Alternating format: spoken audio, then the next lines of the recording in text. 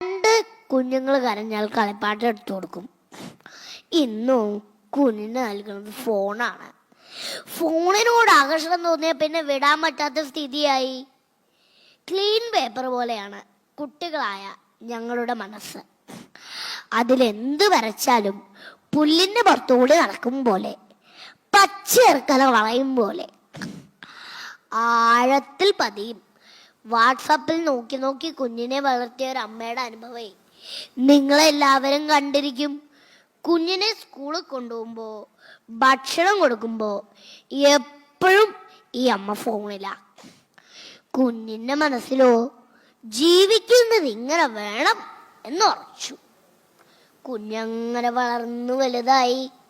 അമ്മയോ ആവശ്യമായിട്ട് കിടപ്പിലുമായി.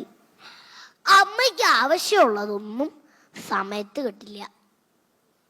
എങ്ങനെ കിട്ടുക? മകള് വാട്സപ്പിലല്ലേ. മരണസമയം അടുത്തു. അമ്മയുടെ നാവ് ചലിക്കാതെയായി. കണ്ണീർ ശാലകൾ ഒഴുകിയിറങ്ങി. തൊട്ടടുത്തിരുന്ന മകള് വാട്സപ്പിൽ ഏതോ ദൃശ്യങ്ങൾ കണ്ട് ആനന്ദലഹരിയിലാണ്. മകള് വെള്ളമൊക്കെ നൽകി, പക്ഷെ വയലല്ലാന്ന് മാത്രം. അമ്മയുടെ ജീവൻ വിട പറയുന്നതും മകൾ അറിഞ്ഞതേയില്ല.